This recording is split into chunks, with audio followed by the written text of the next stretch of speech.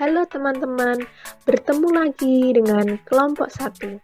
Kali ini kita akan membahas ragam teks dan satuan bahasa pembentuk teks.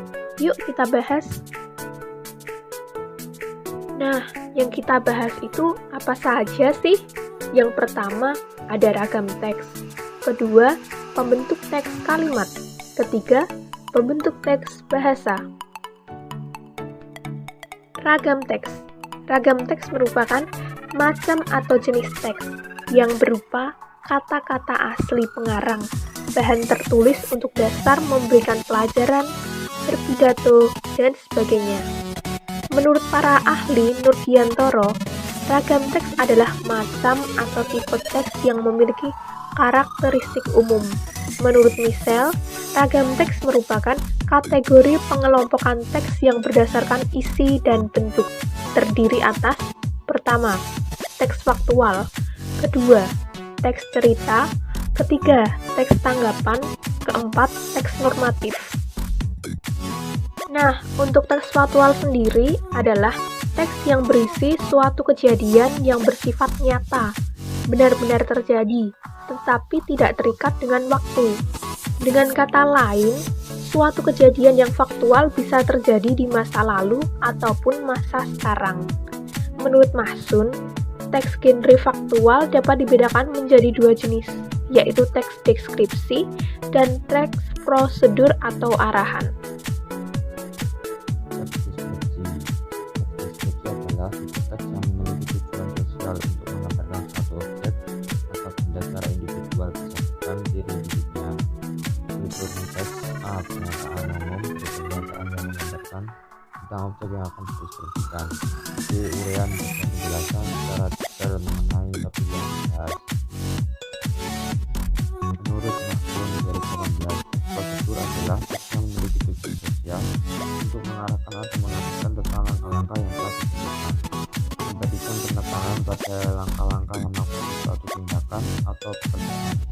Itu teks berupa: yang pertama ada tujuan, yang kedua tujuannya atau hasil akhir yang akan diperoleh, yang ketiga daftar bahan berisi alat dan bahan yang dibutuhkan, keempat urutan tahapan pelaksanaan berisi langkah-langkah yang harus dilakukan, kelima pengamatan, yang keenam kesimpulan, kesimpulan atau saran.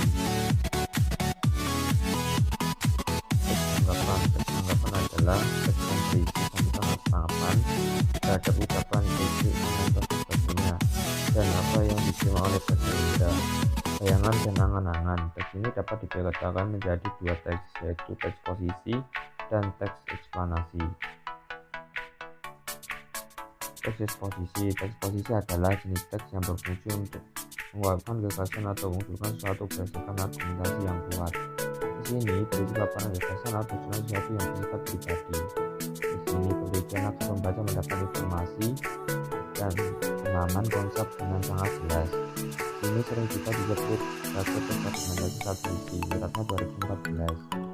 Struktur teksnya: yang pertama judul, yang kedua tesis atau pernyataan pendapat berisi topik yang akan diangkat dan dipilih penulis, yang ketiga alasan atau argumentasi berisi pernyataan yang menunjukkan, yang keempat pernyataan ulang pendapat berisi menutup kesimpulan. Teks eksplanasi. Teks eksplanasi adalah teks yang berisi penjelasan tentang proses terjadinya fenomena alam, sosial, ilmu pengetahuan, dan budaya. Teks eksplanasi memiliki fungsi sosial menjelaskan atau menganalisis proses muncul terjadinya sesuatu. Teks ini bertujuan memaparkan sesuatu agar pengetahuan pembaca bertambah. Struktur teks eksplanasi: yang pertama judul, yang kedua pernyataan umum yang berisi informasi atau gambaran awal, yang ketiga deretan penjelas yang berisi proses dari peristiwa yang terjadi, dan yang keempat interpretasi yang berisi pandangan atau simpulan. Teks normatif. Pengertian normatif menurut KBBI adalah berpegang teguh pada norma aturan dan ketentuan-ketentuan yang berlaku. Jadi, pada dasarnya teks normatif adalah teks yang isinya ditulis berdasarkan sebuah peraturan, norma-norma, atau peraturan yang berlaku baik di lingkungan masyarakat maupun dalam lingkungan kenegaraan yang berkaitan dengan hukum atau undang-undang. Teks normatif biasanya memiliki unsur tentang agama atau nilai kebaikan. Teks cerita. Teks cerita adalah teks yang menuturkan bagaimana terjadinya suatu hal, peristiwa, yang mengisahkan kejadian yang telah ada, perbuatan, pengalaman, yang dinamis dalam suatu rangkaian waktu. Teks cerita termasuk genre sastra dalam jenis teks tunggal. Teks cerita terdiri dari teks cerita ulang, anekdot, eksemplum, dan naratif. Yang pertama, teks cerita ulang. Teks ini memiliki tujuan sosial menceritakan kembali peristiwa pada masa lalu agar tercipta semacam hiburan atau pembelajaran berdasarkan pengalaman masa lalu bagi pembaca atau pendengarnya. Yang kedua, teks anekdot. Anekdot dapat diartikan sebagai cerita rekaan yang tidak harus didasarkan pada kenyataan yang terjadi di masyarakat. Yang ketiga, teks eksemplum. Teks ini memiliki tujuan sosial menilai perilaku atau karakter dalam cerita. Itu sebabnya teks ini memiliki struktur, judul, pengenalan atau orientasi, kejadian atau insiden, dan interpretasi. Yang keempat, teks naratif. Pada teks naratif, model penceritaan pada teks tipe ini antara masalah dengan pemecahan masalah tidak menyatu dalam satu struktur teks, seperti pada teks penceritaan ulang, anekdot, dan eksemplum. Satuan bahasa pembentuk teks. Klasifikasi kalimat. A. Berdasarkan jumlah klausanya. 1. Kalimat tunggal. Kalimat tunggal adalah kalimat yang terdiri dari satu klausa bebas. Contoh, dia datang dari Bandung. Kemudian contoh kedua, nenekku masih sehat. 2. Kalimat majemuk. Kalimat majemuk adalah kalimat yang terjadi dari beberapa klausa bebas yang disebut juga sebagai kalimat setara. Contoh, Alia membuka jendela kamar lalu membersihkan tempat tidur. Contoh kedua, Aldo hobi bermain bola dan sering menciptakan gol. Kemudian yang ketiga, kalimat bersusun. Kalimat bersusun adalah kalimat yang terjadi dari satu klausa bebas dan sekurang-kurangnya satu kalimat terikat. Contoh, kalau Alia menangis, Aldo pun ikut menangis. B. Berdasarkan struktur klausanya. 1. Kalimat lengkap. Kalimat lengkap adalah kalimat yang mengandung klausa lengkap. Contoh, ibu guru mengajar bahasa Indonesia di depan kelas. Contoh yang kedua, adik bermain sepeda di halaman rumah. Yang kedua, kalimat tidak lengkap. Kalimat tidak lengkap adalah kalimat yang hanya terdiri dari subjek saja, predikat saja, objek saja, atau keterangan saja. Contoh, selamat pagi. Contoh kedua, silahkan antri. Contoh ketiga, Alia. C. Berdasarkan amanat wacana.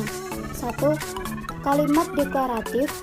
Kalimat yang mengandung intonasi deklaratif yang dalam ragam tulis diberi tanda titik. 2. Kalimat interrogatif. Kalimat yang mengandung intonasi interrogatif yang dalam ragam tulis biasanya diberi tanya. Yang ketiga, kalimat imperatif.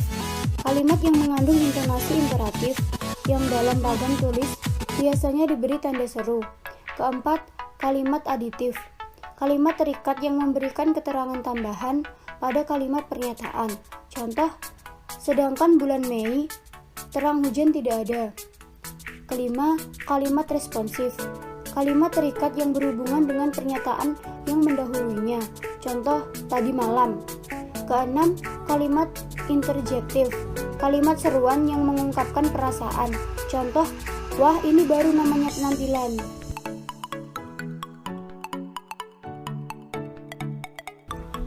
Berdasarkan pembentuk kalimat. 1. Kalimat inti. Kalimat yang dibentuk dari klausa inti yang lengkap, bersifat deklaratif, aktif, netral. Contoh 1. FN ditambah FV sama dengan bapak datang. 2. FN ditambah FV tambah FN sama dengan ibu membeli sayur. Yang kedua, kalimat non-inti kalimat yang terbentuk dengan pengubahan pola kalimat inti melalui proses seperti pemasifan, pengingkaran, penanyaan, penambahan, pemerintahan, penginversian, dan pelepasan. Contoh 1. Komik dibaca oleh Dini. Transformasi pemasifan dari kalimat inti Dini membaca komik. Yang kedua, apakah Dini membaca komik? Transformasi penanyaan dari kalimat inti Dini membaca komik.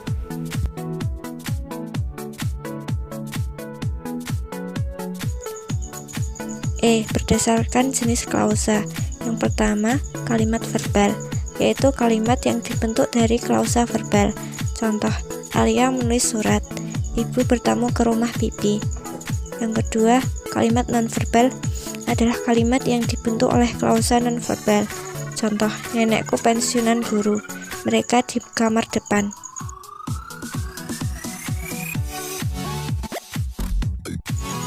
F. Berdasarkan fungsi kalimat. Yang pertama, kalimat bebas. Kalimat bebas adalah kalimat yang mempunyai potensi untuk menjadi ujaran lengkap atau kalimat yang dapat memulai sebuah paragraf wacana tanpa konteks lain yang memberi penjelasan. Yang kedua, kalimat terikat. Kalimat terikat adalah kalimat yang tidak dapat berdiri sendiri sebagai ujaran lengkap.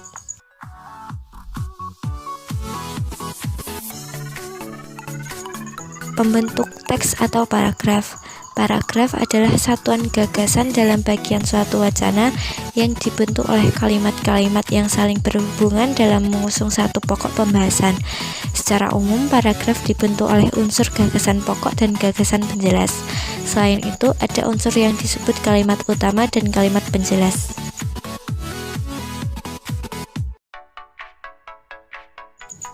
Ciri paragraf baik. Yang pertama, kepaduan paragraf, yaitu keeratan hubungan antar unsur paragraf, baik antar kalimat utama dengan kalimat penjelas maupun antar kalimat penjelas itu sendiri.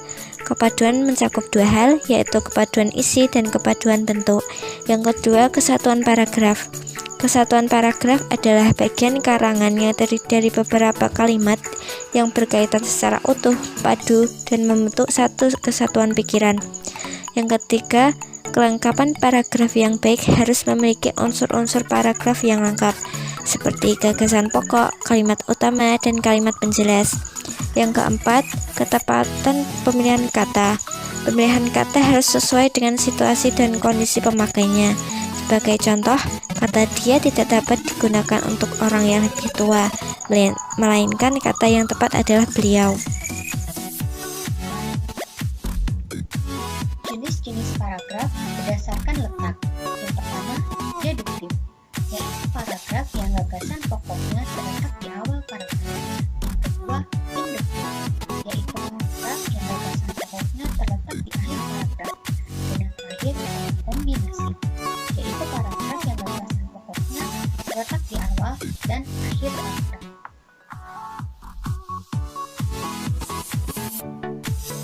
Berdasarkan tujuannya, terbagi menjadi 5. Yang pertama, narasi.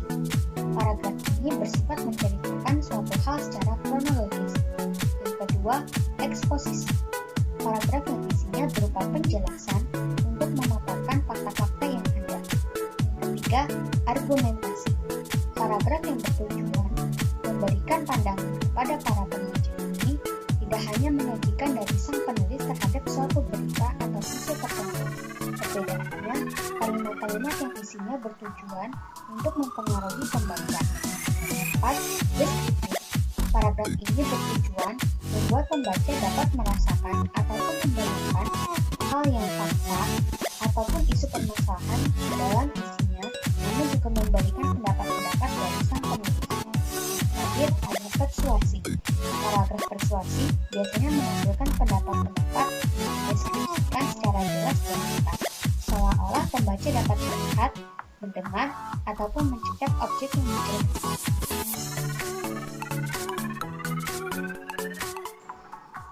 Sekian dan terima kasih.